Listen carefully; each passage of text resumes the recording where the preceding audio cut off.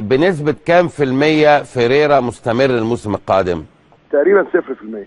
اوكي 0%. لانه عنده عقد 11 يوليو ينتهي، وهو مصمم يمشي، واخد بالك. وانا ما بتحايلش على حد يقعد، انا عندي لعيبه رجاله، وجايب لعيبه رجاله تاني الموسم ده الحمد لله. جبنا مجموعه لعيبه رجاله تانيين على اعلى مستوى.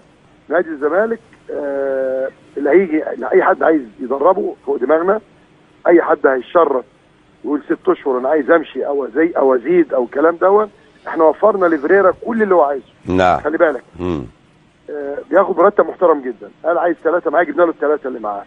اقعد في الماريوت، قاعد في الماريوت. عربيه حاضر، موبايل لكل واحد حاضر، جهاز كمبيوتر حاضر، واخد بالك. امال عايز يمشي ليه يا مرتضى بيه؟ عقده.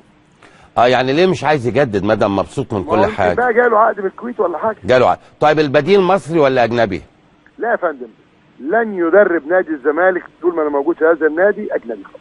لن يدرب اجنبي طول ما انا موجود في نادي الزمالك باذن الله. القادم ما بين اسماء معينه يا مرتضى بيه؟ والله انا يعني حتى قلت اتفقت مع زمايلنا في مجلس الاداره، لو الراجل صمم محدش